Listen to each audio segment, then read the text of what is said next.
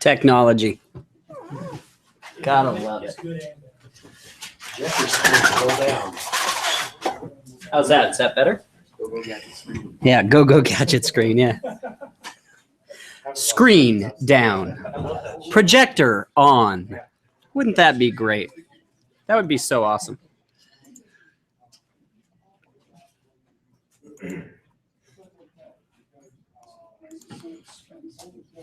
Ooh, look at that.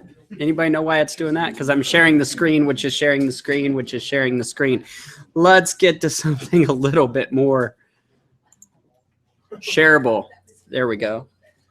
All right. So my hope is that what's going on in the background is that it's sharing my screen. That is my hope. What's funny is, where did it go? Oh, there goes that dream. No, it says live.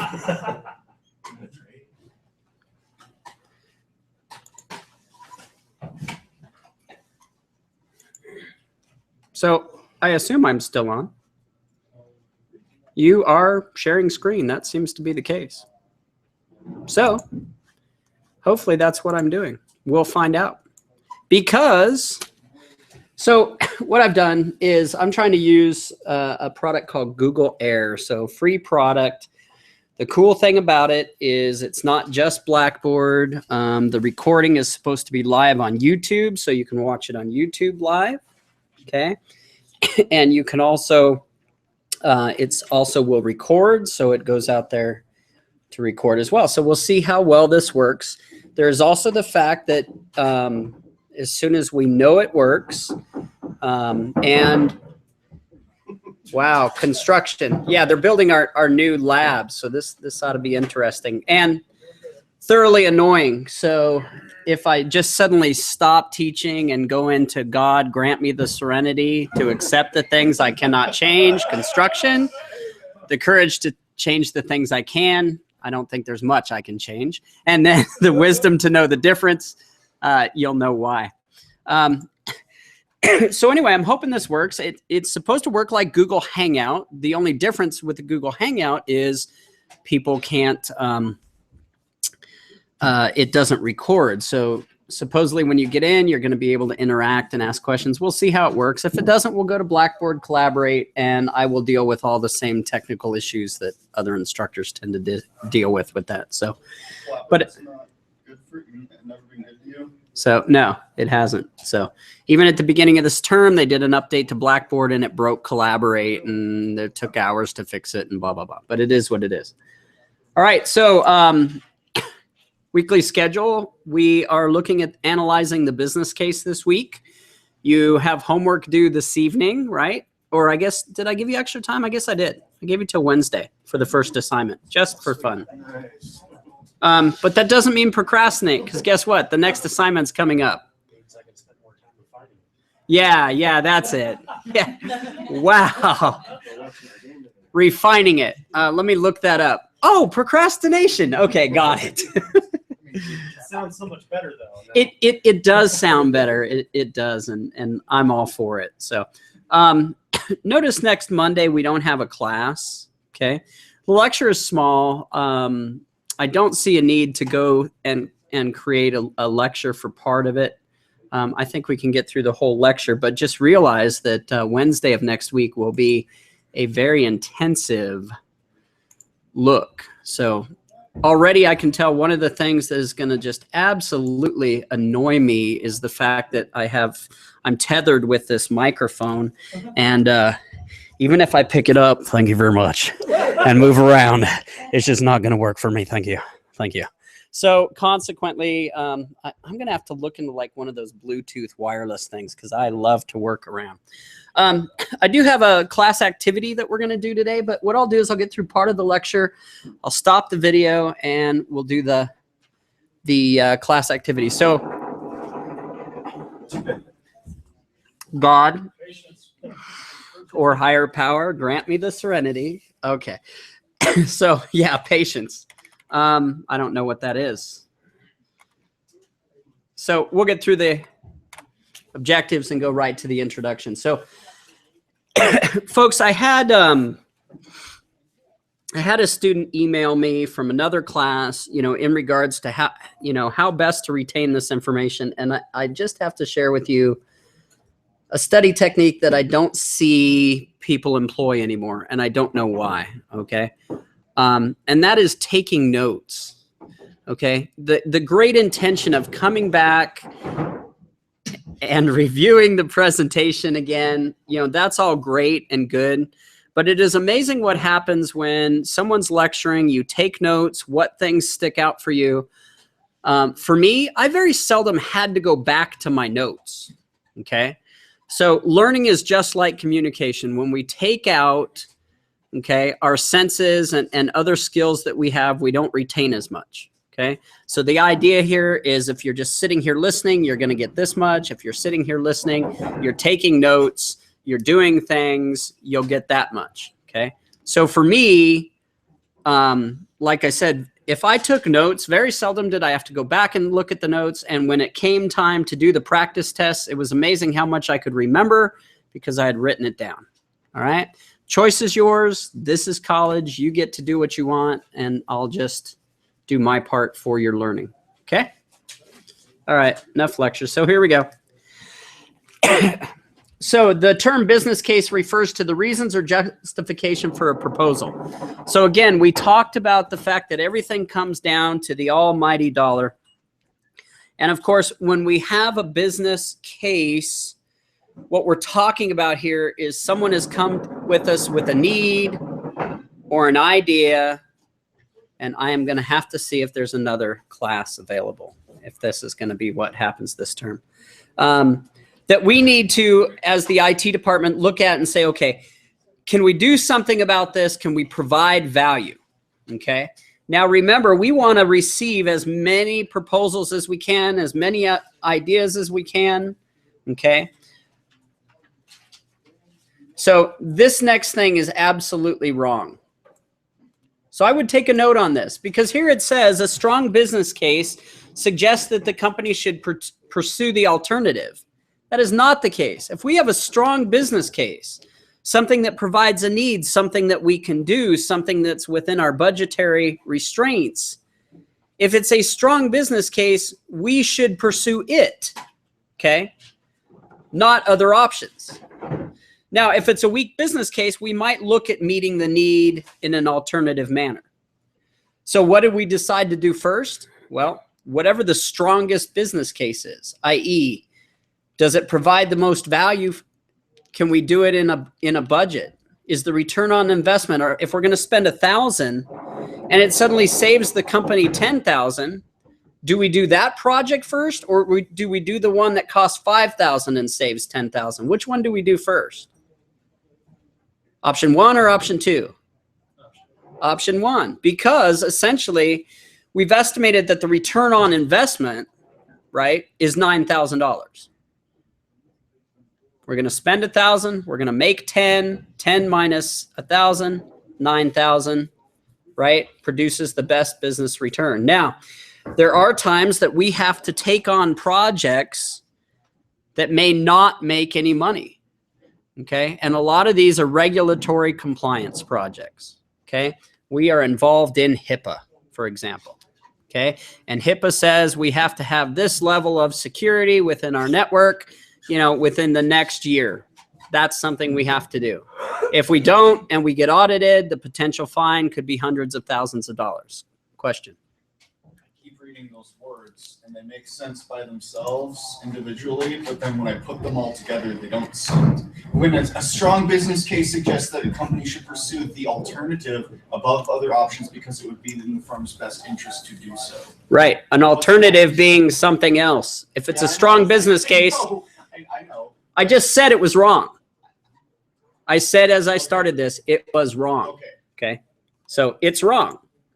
If it is a strong business case, we should pursue that thing, right? Okay, not the alternative. Exactly. Right. Systems development typically starts with a systems request, followed by a preliminary investigation, which includes a feasibility study. Now, here's the thing. Do we do a feasibility study if the preliminary investigation is we don't have the time, resources to do this? No. It goes on the back burner. It goes in the archive. When we have time, we might consider it. Does that make sense? So this is one of the projects we're going to do today. Strategic planning. So a framework, a SWOT analysis is what we call this. So we take an idea, okay? And what I want you all to do is as I go through the rest of the presentation, I want you to think of something that you might want to do a SWOT analysis on. Maybe you have a business idea that you're willing to share with the class, okay? If you're not willing to share it with the class, but you still want to do this, go get a non-disclosure agreement from the web. We'll all sign it real quick, and that way we can't steal your business idea. Good? All right. So in doing a strategic plan, we look at 4 areas: the strengths, okay, of what it is we're going to do, the weaknesses, the opportunities, and the threats. And we can do this for a ton of things, including personal goals. Okay? So let me give you a quick example of this. Earning my bachelor's degree. What were the strengths? Well, I'm a good learner. Okay? I've already accomplished an associate's degree. What are the weaknesses? Well, I tend to procrastinate. Okay? And as I work my way up, demands on my time are going to be higher. Other weakness, I work full time. Other weakness, I have a family. So what's that weakness? I may not have time, the time it needs. What are the opportunities to earning a bachelor's degree? Oh, well, more money. Isn't that why you're here? You know, the first thing I suggest is you look at the fact, I am not putting down some of these strange degrees, you know, like underwater basket weaving. Okay. But really, what's the job market there? You know, and clearly you can think of other real jobs, right? But what's the opportunity there? Is it worth spending $40,000 to get a bachelor's degree, you know, in natural sciences, when clearly if I go to work for the state, I'm going to make $19,000 my first year? I don't know. You know, for some people, they'd say, yes, it is, you know, because I can work my way up. You know, for me, I'm looking at the fact of, okay, you know, when I looked at my bachelor's and said, yeah, it's going to be about $30,000 to do a bachelor's, what's it going to garner me? Well, it could garner me a $75,000 to $80,000 a year job. Am I willing to spend $30,000 plus interest and finance charges and et cetera to get that job? I chose that I did, you know, but then I don't tend to do anything that doesn't make me money. College is kind of a dangerous investment. So it is. Threats. Well, what are some threats? Number one, maybe a lot of people were getting degrees in IT at the time. So a threat would be competition. A lot of people graduating, very few jobs. You know, if there were a lot of jobs and a lot of graduates, I have a better chance of garnering the goal of what I want. Does that kind of make sense? Okay, we can look at it from maybe starting a business standpoint or an idea that you all have. So, from strategic plan to business results. Well, let's face it, we plan. The idea behind planning is to create results. Now, one of the things with creating goals is you have a high goal, then you set small goals along the way that are easy to achieve. So one of the things I did here at COCC is I went out and I took all the classes I needed to take in order to earn my CIS degree, and I put them in a spreadsheet. And then next to them, I did a plan. When am I going to take this course? When is it offered? What terms? In what order do I need to take it? Were there any prerequisites? Do I need to take this class before that class? And then I put them in order. Then what I did is I created the little icons in Excel, the 3 icons for red, yellow, and green. And I determined how much time and knowledge do I have existing? How much time am I hearing the class is going to take? You know, so CIS122 for me was a red course. It was one I really was going to need to focus on. CIS120 was a green course. I probably could have taught the thing when I took it. And in some cases, I know I pissed the instructor off because I did have an adjunct instructor that I didn't feel should have been teaching the course. But I got through it. It was easy. I didn't have to do much work. I didn't have to do much study. Does that make sense? So I wouldn't take a bunch of red courses together. I'd level them out. Then what happened is, as I took the courses, I started putting my grade in there and then highlighting it as done.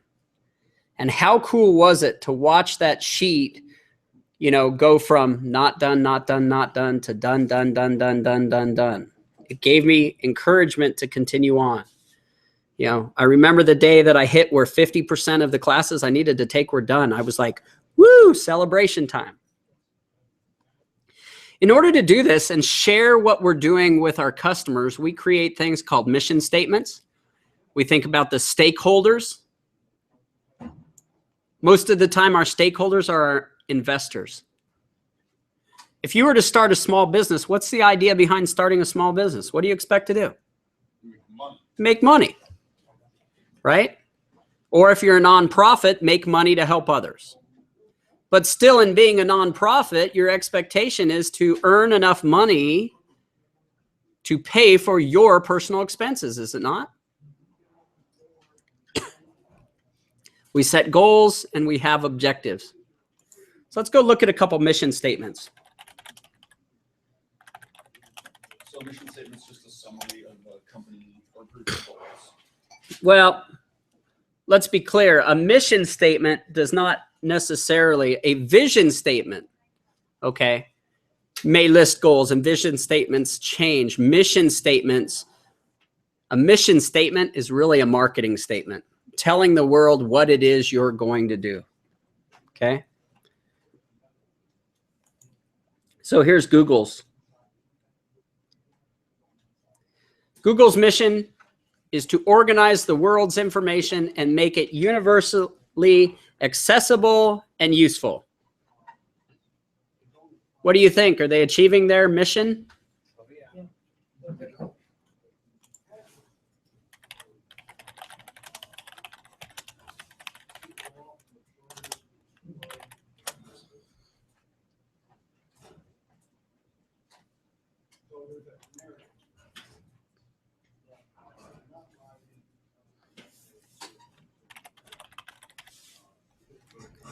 That's good. It was in there, but not in there.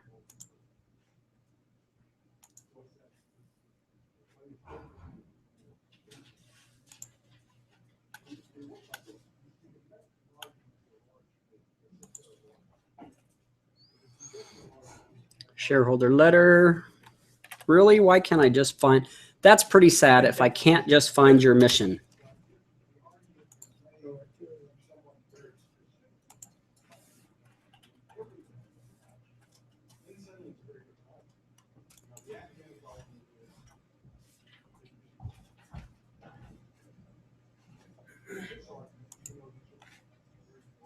Come on, really? So, oh, hey, here we go. At Microsoft, our mission is to enable people and businesses throughout the world to realize their full potential. We consider our mission statement a commitment to our customers. We deliver on that commitment by striving to create technology that is accessible to anyone. Notice, they're not talking about software at all, are they? So is this a major change in what Microsoft used to do? Yes, Microsoft's mission statement used to be simply having their operating system on every desktop in the world. Now what do they realize? Well, they're realizing, like other companies, that their mission has to change as technology changes. You know, where does Apple make a bunch of their money? Not in selling you the iPod. They give that to you. They get you on Mac. They get you on the iPad. Where are they making their money? It's called the iStore.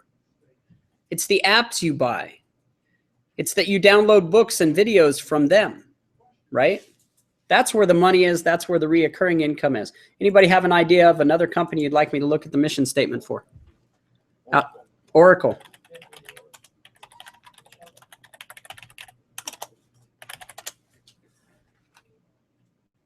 Mission statement, Oracle. Wow, first one. Maybe we should just stick here. The Oracle Life Science User Group represents the mission. No.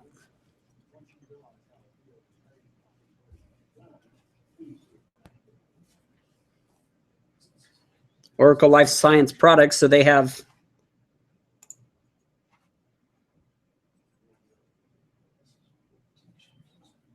Here we go. Overview, Oracle.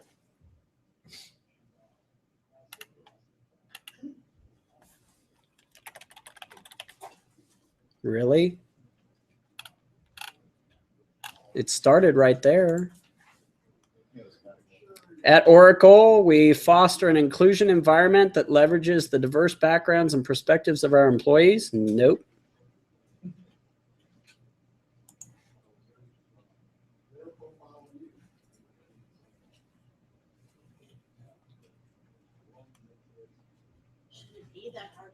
It should not. Really? If your mission statement, is hard to find, maybe you need to put it more on the web. Let's go here. Let's go to this company. No. Mission statements are more for business. Think COCC has a mission statement?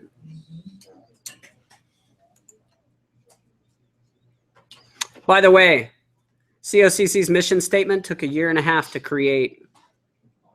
Yeah. Well, there it is. Mission statement. Central Oregon Community College will be a leader in regionally and globally responsive adult lifelong education for Central Oregon. All right. A show of hands. How many people think COCC is meeting its mission? Yeah, that's what they mean by globally responsive. Globally responsive. Oh, wow. So first of all, we need to define what the heck their mission statement is. Should we have to do that? No, it should be clear. Do other people agree? They're not quite sure what they're saying here? So it took 1.5 years to create something that wasn't clear. Yeah. Central Oregon Community College will be a leader in regionally and globally responsive adult lifelong education for Central Oregon. Here's what it says to me. First of all, how can we be global if we're going to do this just for Central Oregon? Do we need to be global? No. I'm not sure we do. Yeah, it's called Central Oregon Community College. So we'll be the leader in regionally and globally responsible adult lifelong education. Okay, so what they're saying is that we're not going to just educate the people right out of high school. We're going to educate people who want to change careers. Do we do that? Yeah. Maybe what they mean by globally is the people that are educated here as they go off. Oh, they take their Central Oregon education. All right, so COCC education follows them globally. I can recognize that as possible. Yeah. That or they copied and pasted it off of a website that, Uh, a college, online college type thing that. Oh, an online college. How many of your classes are offered online? One. A few? There's been a few. Okay. CIS. Can you go and get this same degree from Portland Community College and do everything online? Probably. Yeah. Yes, you can. Are we losing customers in our area who are choosing to go someplace else? Yeah, because of the convenience? Yes. I mean, this is not a theory, folks. This is simply can be confirmed.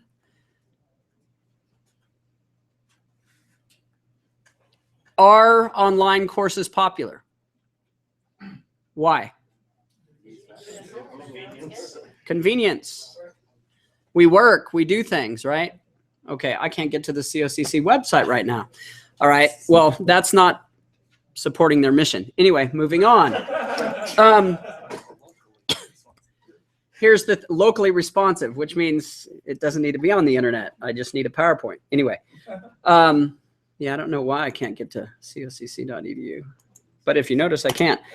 Here's the deal. If you go and you look up web courses, online courses, you'll see there's still wait lists for those courses. People want those courses. And if we're going to respond globally, we need to have online courses available. In that aspect, we can then do something that all online can't do, and that is we can offer resources for you to come to campus and do things, right? And this is something the CIS department's looking at, is basically saying, should we make all courses hybrids? To where if you want to come to class, you can. If you don't have to. You know, the challenge there for me is a lot of the skills that I know as a former employer students need come from working with other students in person, interacting, creating conflict, getting through conflict resolution, you know, and being successful there. Because if you don't have those skills, just like I see with students now that are doing their high school online, it takes, I agree, it takes away a lot of the drama. You know, the he said this, she bullied me, she did this, he did that, right? But those are skills you need. Because I have never worked at a job where there wasn't a couple bullies that I had to deal with. You know, sometimes inappropriately deal with them, you know, other times be in a position to deal with them appropriately. You're fired. Next. Okay. So framework. So case tool example, you're a system analyst, you research the visible analyst case tool.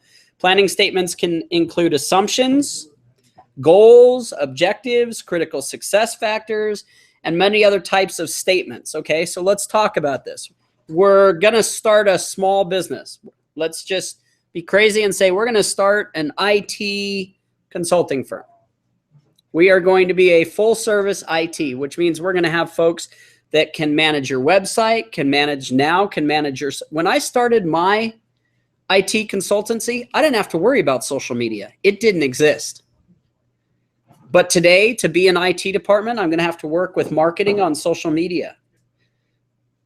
I would ascertain a lot of marketers don't understand social media because they don't understand the technology behind it. I've got to be able to manage networks, whether they be in the cloud or locally, right?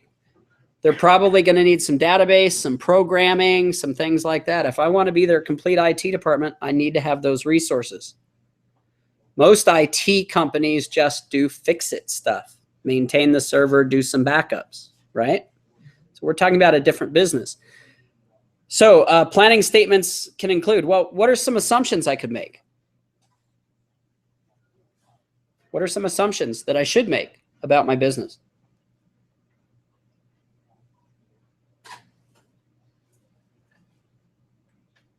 As a consulting firm, Yeah, a complete consulting firm. technology will change over time. Okay. I would say that's not an assumption. Well, yeah, it's an assumption, but it's also a guarantee, right? How about this? If I put this business together, it'll make money. Is that an assumption?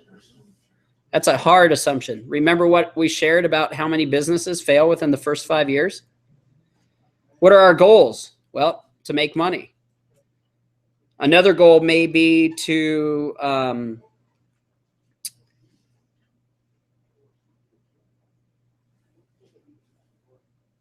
take over for other IT firms, take their business.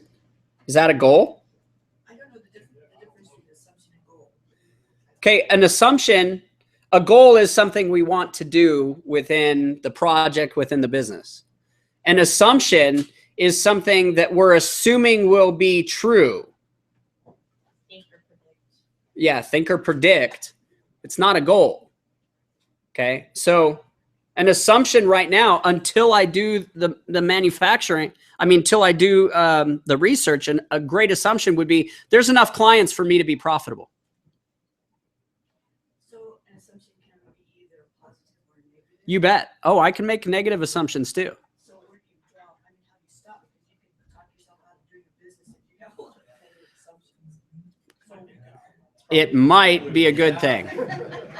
It might be a good thing. Here's one thing that brings up a great point that you're going to hear me make so much. You're going to think I'm on a pulpit and preaching it. And guess what? I am. Are you ready for this? Write this down. Is today the day the project should end? Here is the biggest problem with projects, folks. When we get involved with projects, they become ours. In a lot of cases, they become our identity. Oh, that's the person that's doing the nonconformance report project. We get so involved in it, it becomes our baby, our child.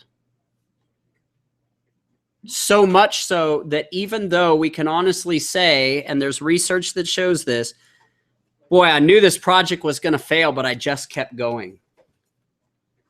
The greatest thing you can do is have the courage to ask the question every day, is today the project should end?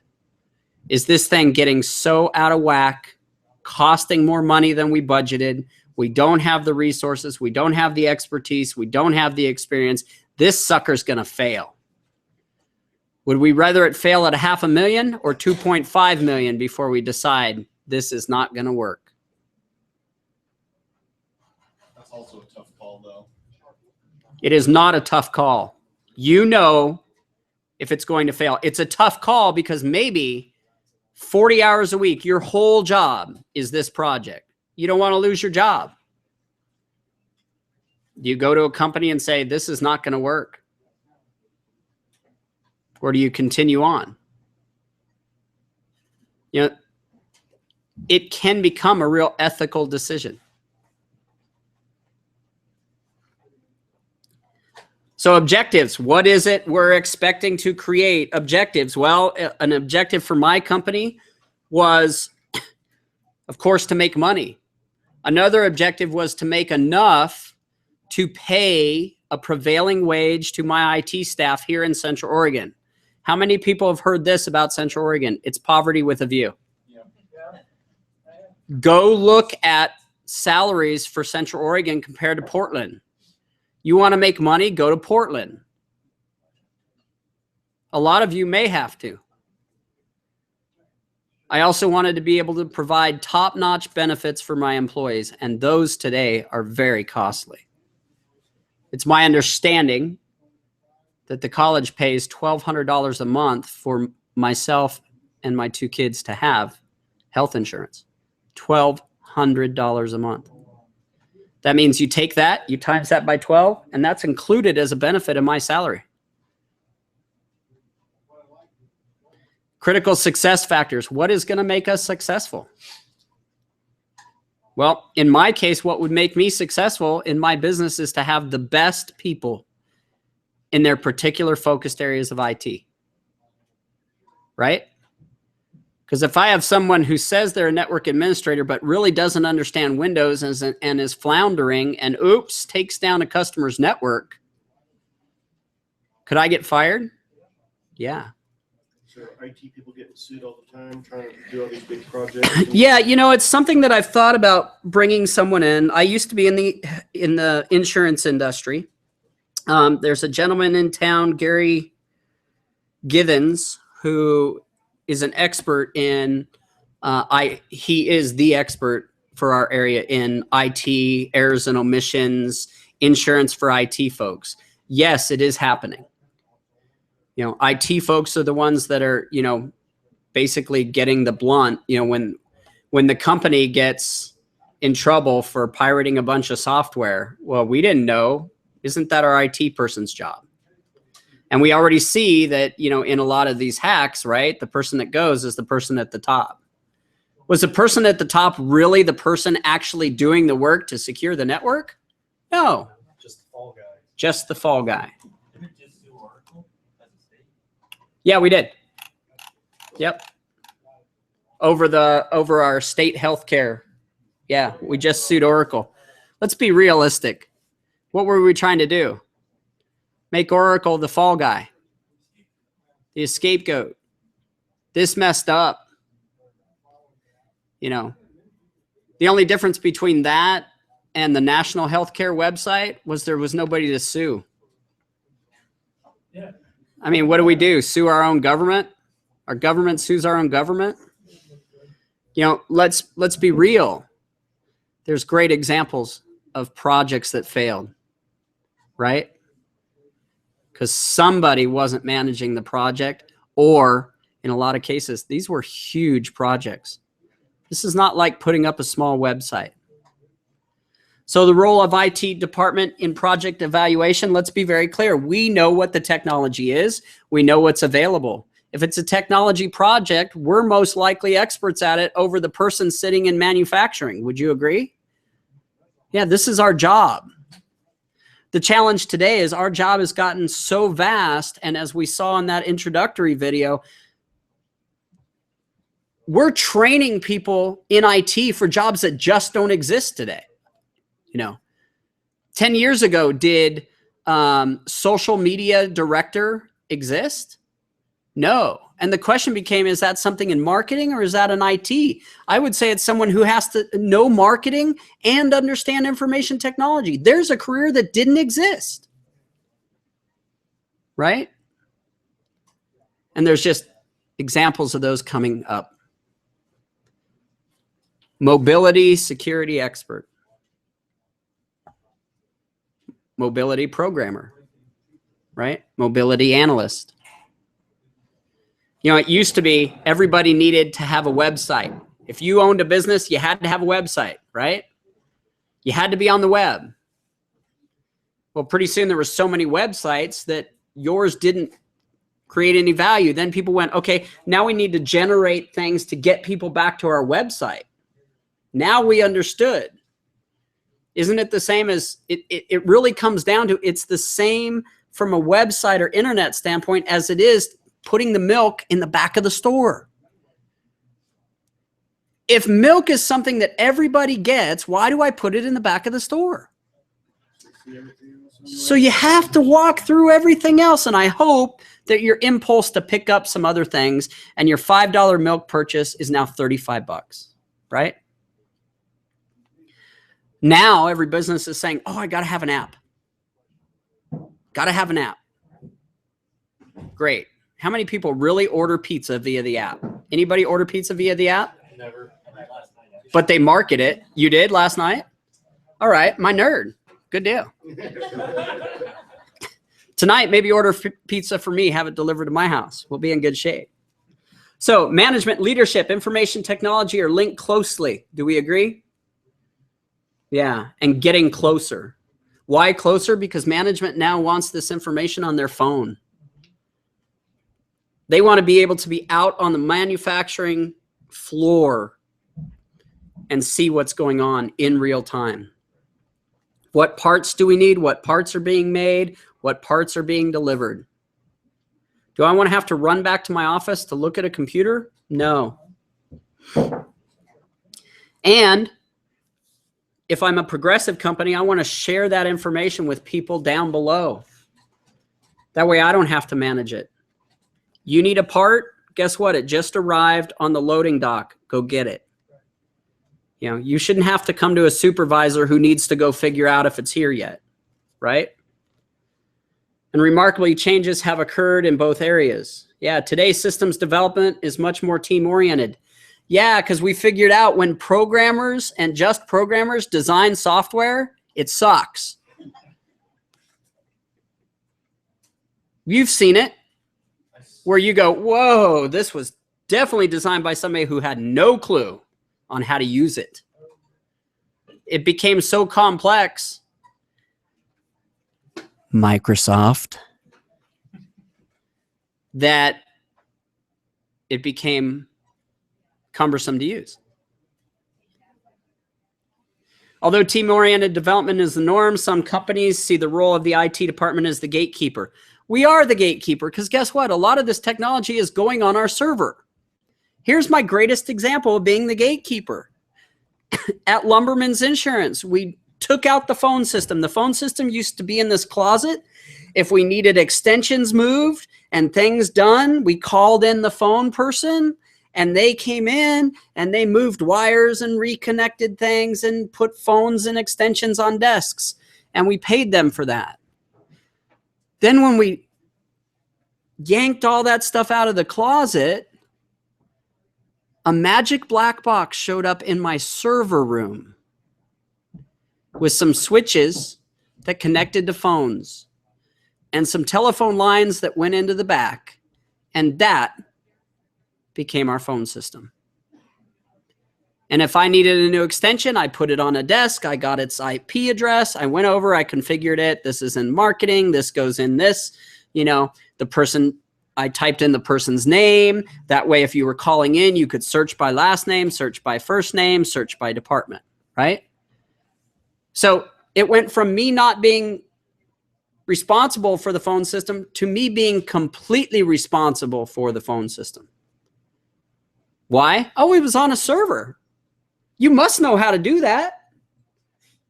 Yeah, I got no clue. Can I get some training? We are the gatekeeper.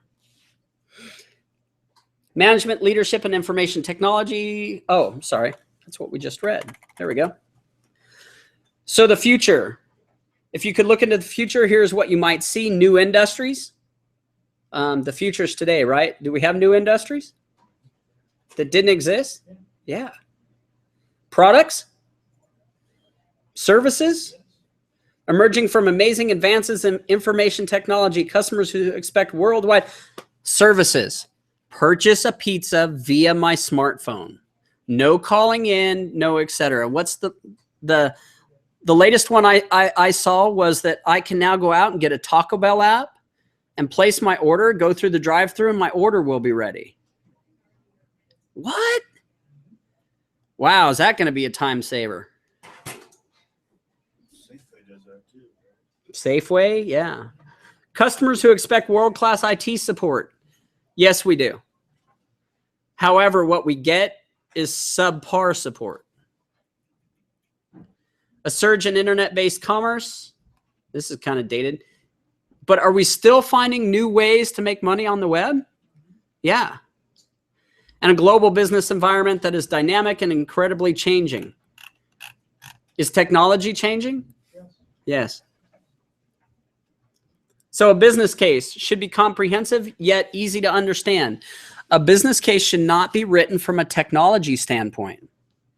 It should be written from a business standpoint, right? Should describe the project clearly, provide the justification to proceed, and the estimate of the project's financial impact. So a business case is kind of like a mission statement for a project. It is not a mission statement for a project. It is the facts about the project. Inside of a case, inside of an IT project or a systems analysis project or whatever project, we can actually write a mission statement for the group involved in it so that they can go back and say, 6 months later, why are we doing this again? Oh, we're doing this for this. Okay. So literally every project can become its own business. Can't it? Yeah. Is it going to have expenses? The financial impact, realize that there's two sides to that financial impact. One is what it costs and the other is what it's going to produce. Sometimes we will have projects that cost a lot that we literally are hoping produce something. We're hoping that a brand new, write it from scratch, use the latest technology website is going to increase sales by 10%. Do we know that going in? No. We don't know it going out unless we do the audit, right? And by when does it need to increase by 10%? For the first quarter? Over a year? And then the question is, how is it going to do it? So main reasons for system projects: improve services. Again, there's that idea. We're going to improve our service with a new website. We're going to find ways to interact and get our customers continuously coming back to the website, whatever it is. Today, do you need a website? I don't know. I really don't know. Do you need a Facebook presence? Yes. Okay, so from a raise of hands, how many people feel a Facebook presence is more important than a website? It's unfortunate. I don't like it, but it's true. Why? Why would you put up a Facebook? I would. If I was starting a business, I'd make sure I have a Facebook presence before an internet presence. Why? Because you're more likely to stumble across the business through somebody else linking it over That's how word Facebook. of mouth is. Sure. Yep. Yeah, sharing. What's that? Sharing? Sharing. Ah, sharing. Didn't that video say that if Facebook were a country, it'd be the third largest in the world? Yeah. Hello. That's a country I want to be involved in, right? It is pretty easy to advertise. Yeah. I mean, isn't it amazing that, you know, when I used to do Facebook, I don't anymore. I might get back to it someday. But when I did Facebook and posted, hey, guess what? You know, I just booked my vacation to Hawaii. The next time I logged in, I would get golf courses on Maui. Why? Because they know I'm a golfer and they know I'm going to Maui. I'd get condos and rental cars and all those ads. And what was Facebook hoping? That I would just click on it. Because as soon as I clicked on it, they got what? Money. So improve services, reduce cost. Yes, when we talk about the non-conformance report project, the idea was that we could reduce cost by automating the process. We were having paperwork go all over the plant. And then what? People couldn't find paperwork. Somebody stuffed it in the desk. And we couldn't literally finish the plane until we had the paperwork. Stronger controls, better performance, support new products and services, and of course, the big one in IT, more information. Taking all that data that we're storing and figuring out what it means. And now we look at it from long-term historical standpoints. We don't just look at, are we making money today? Are we making money this quarter? Or did we make money this year? We might take 10 years worth of data that's available. In making a decision on if I'm going to purchase stock, do I look at how the stock did yesterday? Or do I look at how it performed over the last 10 years? It does. Last 10 years, if I'm looking for a stock to invest that's going to guarantee, not guarantee, but you know, that I know will make me money over the long term, and I'm really willing to do that 6% return on investment versus the 22% 1 quarter return. Yeah. Factors that affect projects. Well, people. As soon as I can get people to stop using computers, my life becomes a lot better. Does it go with the strategic plan? Is it something that top management wants? Is top management supporting? Is it a user request? Is it something the IT department needs to do? Do we need to update a server because it's gotten so slow that we're able to go back to management and say, you know what, login times, because the computer's processor is constantly sitting at 90%, we're seeing login times take 30 seconds longer per day per user for 4,000 users at a burden rate of $13. Let's figure that out. Okay. And we'll do some of those analysis to sort of help you. I have one that we'll do during this class on a spam filter. Taking spam out of email. Is that profitable? At a corporate email? Yeah, do I want you? Because if I put something in your email that is of interest to you but has nothing to do with our business, are you apt to look at it? Anybody wonder how much time a user spends on Facebook when they're supposed to be working?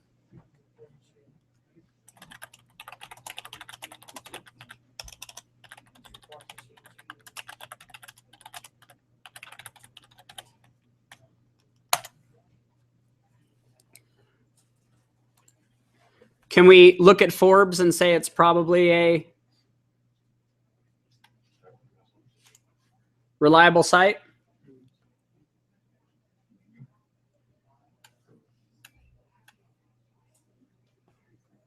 There are many activities employees do to waste time at work. Excessive meetings, coworker interactions, office politics, fixing mistakes are a few. According to a recent salary.com survey, one of the biggest culprits is surfing the internet. According to the survey, a majority of employees regularly spend time surfing the internet on websites not related to work. Because time is money, every hour wasted has a direct negative impact on the bottom line. Do we agree? Specifically, the survey revealed 64% of employees visit non-work related websites every day at work. Of that group, 39% spent an hour or less per week, 29% 2 hours per week, 21% waste 5 hours per week. 29% of your employees are wasting 5 hours per week. Okay? 5 times 50, just to make the math easy, is 250 hours. You are paying them to surf the web. Are you willing to do that? Any idea how easy it is to keep that from happening? Firewalls, proxy servers. Take the phone away too. Yeah, you do. There's a current company I know of that just put in technology to scramble employees' phones. You can't use them inside their building. That's how far they're willing to go because it had become such an issue. And because they went as far as to say, look, if we catch you on your phone, you're going home for the day. You don't get paid. But what's the problem with that? Well, first of all, you do waste a lot of time trying to catch them. There's a worse issue, which is if that's the person who is trained to do the interior on the automobile that I'm producing, doesn't production stop? So not only do I lose not paying them, they lose that, but I lose whatever that production produced in an hour. So external factors, technology, suppliers, customers, competitors, the economy, government, what they're talking about is regulation. A lot of our industries are governmentally regulated. Would you agree? Yeah. Project management. So if the project is approved, it can be planned, scheduled, monitored, and controlled and reported upon. It's the project manager's job to do that. A lot of times, a project manager can just manage the project, manage the people. Okay? That's not necessarily going to be the systems analyst.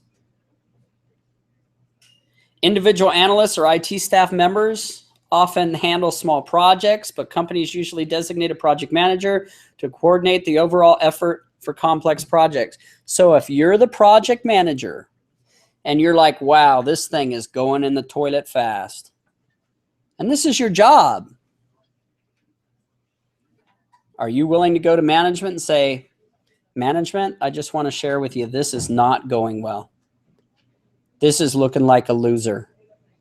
Now, you follow that up with here's why. We don't have the resources. We have too much scope creep. We have too many people who think they're in charge, taking over meetings, trying to get what they need out of the project versus thinking about what the company needs out of the project. Can one person be toxic to a project? You bet. Very toxic. And it may not have anything to do with them. It may just be something's going on in their life right now that doesn't allow them to focus and give you what you know they should. So always ask yourself, is today the day the project should end? And do you have the courage to do that? Evaluation of system requests. So systems review committee or a computer resources committee evaluate system requests. So here's the deal. We might get requests from our department. Put in a new computer here, right? Consider this. That might be a department thing, and our department will look at that request and prioritize requests and projects for our department, right? Now, if it's a project that benefits the company, then of course we want management to make that decision, okay? System request forms. So a lot of times we will have standard forms so that we get standard information, so that we get information in one unified format, so that as we evaluate these, we're evaluating them on the same criteria per se. Does that make sense? Properly designed for streamlines the request process and ensures consistency. Yes. Occasionally a situation will arise that requires an immediate response. Yes. There is a virus loose and it affects SQL servers, and we have 15 of those. And if somebody opens up that email and it has that worm that affects SQL servers, we could be affected. Does that become a priority? Yes. How do we deal with that? It may be simply as easily as updating our spam filter to make sure that the things that are identified in emails that pertain to that are removed or at least quarantined, right? So yeah, now somebody's job is to go in and look at those and go, yep, this actually had to do with something that a programmer is doing for us as SQL Server, so we'll let that go through to that person's email.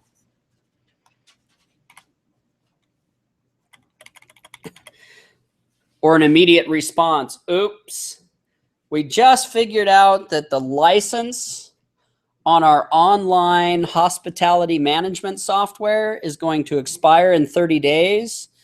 And the software we're using, the company that designed, developed it, and was supposed to maintain it, is no longer in business. Oops. Can we get a hold of somebody from the former company and pay them to go in and change that date? We hope so. That would be the easiest way to fix the issue, right? But as we do that, should we have been looking at the fact that this is software that's no longer supported? Do we want to run our company on software that's no longer supported? You know, in dealing with a company that I dealt with, they were running software that the company who built it had been defunct for 2 years. And people, it was an ERP software, enterprise resource planning software. And of course, because it's defunct, people that used to know how to manage and do work in that system went to another system and learned how to do that. Now suddenly I need somebody to do that old system. Am I going to pay a premium for that person? Yeah, if they're smart, I am. And what if they get hit by a bus tomorrow? And they're the only ones that know how to build in the new product build orders. So review committees, you know, evaluate systems. Smaller companies rely on one person, you bet. In small businesses, most IT projects, I got to evaluate them because I was the one that would have to then do them. Or find resources such as consultants to come in and do them for the company. By the way, the answer today in technology, an answer today is, I don't know, but I'll go figure it out. Yeah. That is an okay answer. And that answer is better than, sure, I know. And then they find out you don't. So overview of feasibility. So systems requests must pass several tests called feasibility studies to see whether it is worthwhile to proceed further. Operational feasibility depends on several vital issues. Technical feasibility. Does the technology exist to do what we want it to do? Now, a great example is, you know, back when, oh, shucks, what is it?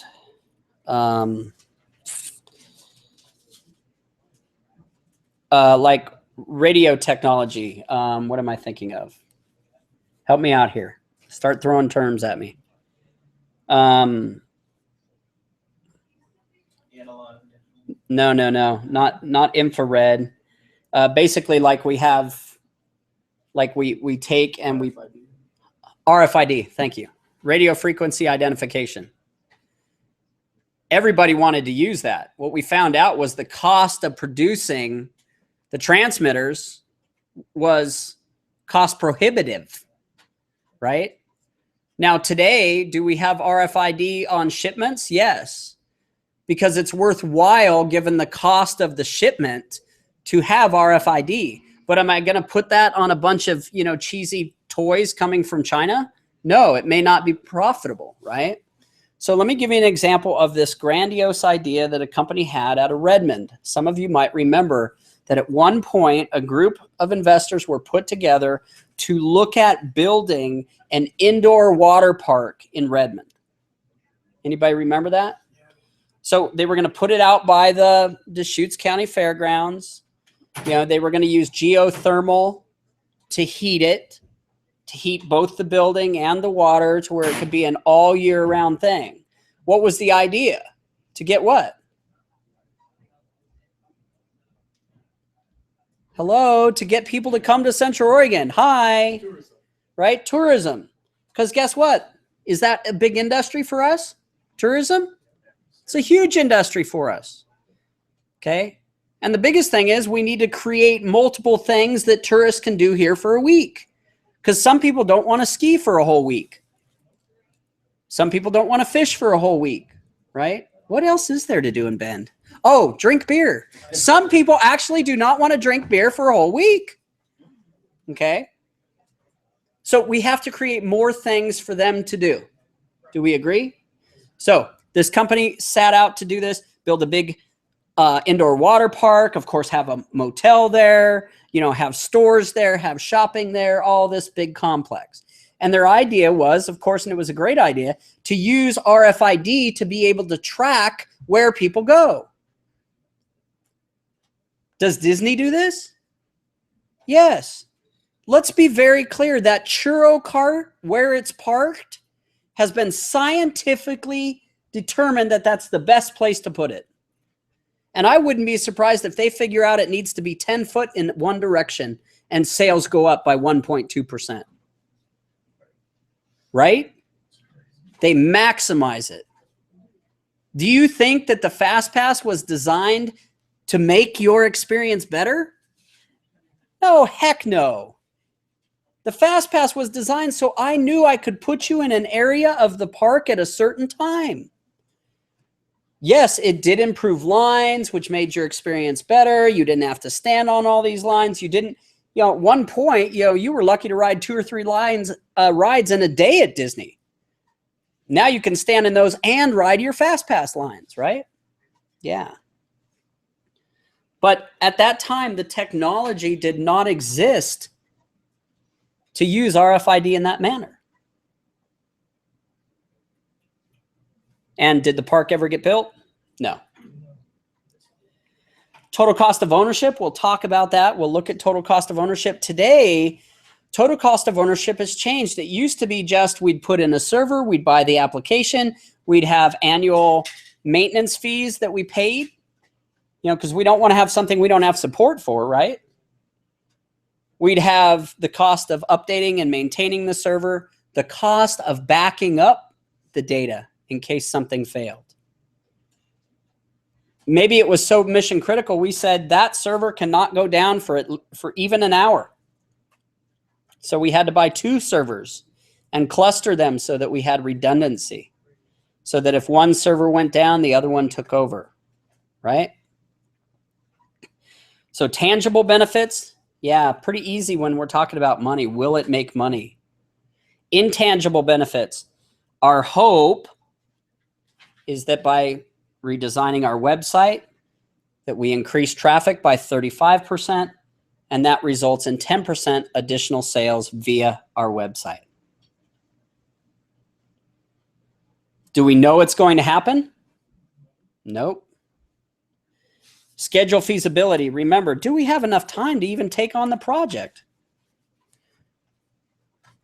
We have limited resources. Talk to folks in IT and find out how many IT departments have so much resource that we can do projects whenever we want. I have never worked in one. It was always just, oh my gosh, we just spent 6 hours fixing that. That's 6 hours that didn't go towards programming the new database. We are now behind. Thank goodness for salaried employees. It's still due by next Wednesday, by the way. So evaluating feasibility. The first step in evaluating feasibility is to identify and weed out system requests that are not feasible. Gee, I'd like to put in a whole new campus-wide banner system by the end of this year. Feasible?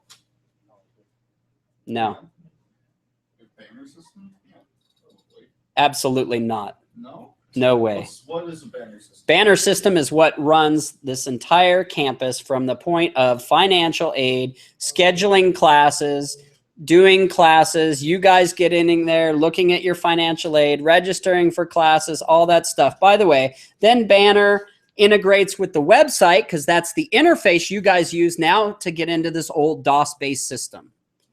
Okay, then we have a catalog system that goes into Banner that produces the catalog that you all see. Financial stuff, personal information, security. Is that a project you're going to do in a year? I would ascertain that's a 5-year project. And that's if we don't create committees that create committees that create committees that'll make the decision. Even in the request is feasible. Even if the request is feasible, it might not be necessary. You know, this might be something as simple as I would like a report that shows me this information. Oh, well, don't you realize there's already this report that shows you that information? Yeah, but I'd like to see it in this order. Well, that's going to take 7 hours to program to give it to you in that order. Why don't you just use this? Right? Yeah. Feasibility analysis is an ongoing task that must be performed throughout the system's development process. Remember, again, if we're continually asking, is today the day the project should end? We would really like that to happen through our feasibility process before we start spending money to make it happen. Do companies spend hundreds of millions of dollars just to find out if something is feasible?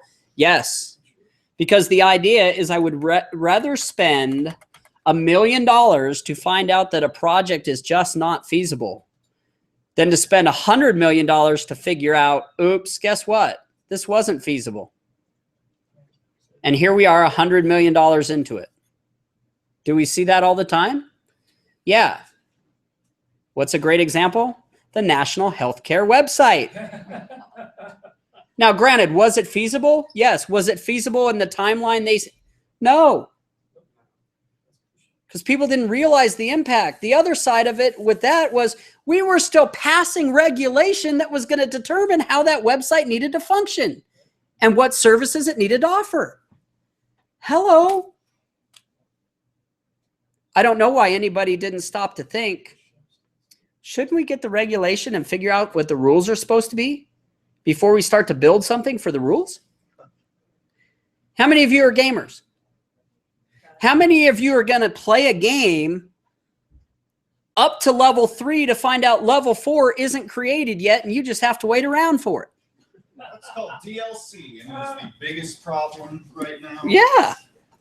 What is DLC? Downloadable content. It means you have to pay for the rest of your game. Like you buy your game and you're paying for the next level, just like you said. It is the stupidest thing. Duh. And everybody hates it, but every company's doing it because it's so profitable. Right. And if you're addicted to games, what are you going to do? You're gonna pay for that. Duh. So suddenly I could have made $99 selling you the game, but now I make $99 plus $14.95 for this module and $14.95 for this module, and you got to the end and you want to continue to go, so you'll pay me $14.95 all day long.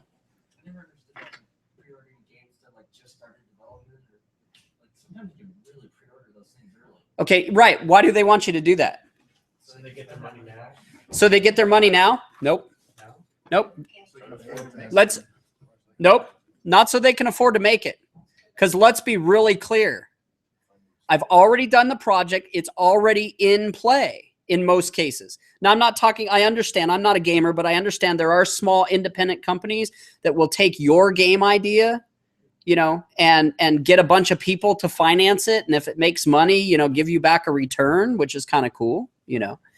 But no, the reason they do that is to start gauging how much money it will make. Because maybe they've come up with a bunch of great ideas to put in the game.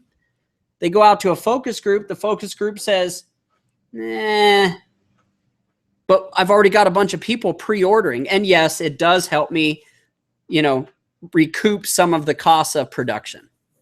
It does, you know. But what I really want to know is how many people are going to download the game and pay for it. That's what I want to know. Yeah, to find out if it's feasible. So how will it affect the company? Will it proposed system reduce costs?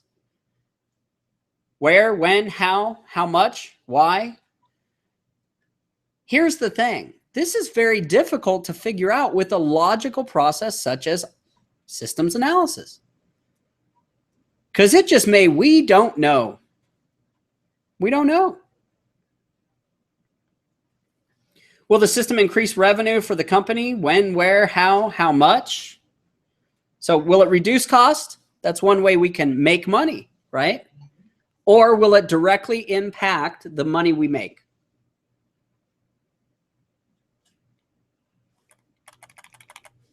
So setting priorities, factors that affect priority. Will the system project result in more information or produce better results? If we have more information or we have information faster, what can we do with that information? Make better informed what? Decisions. Better informed decisions. Do I want to know that our sales are falling and that I'm going to have to lay off some people temporarily a month ahead of time? Yeah, because maybe what I can do is actually reduce production to keep them employed, right? During the recession, what did a lot of companies do?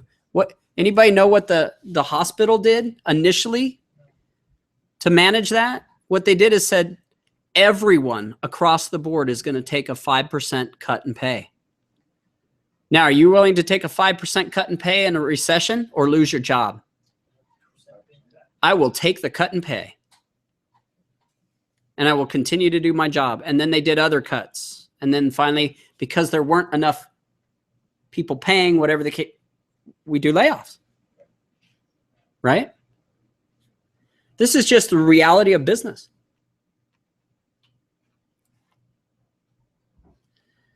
Will the system serve customers better? There's that idea of the website. Our hope is that more customers come to our website. We generate more traffic. By generating more traffic, they become trusting of our company and they buy our products and services. Will the system serve the organization better? Again, in IT, it tends to come down to, can we get more information? Can we make faster business decisions? Can we get information from data that we never would have gotten before?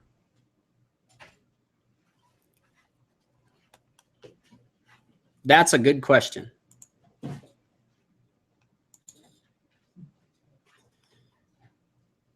Okay, that's it for the broadcast. We will do some in-class activities.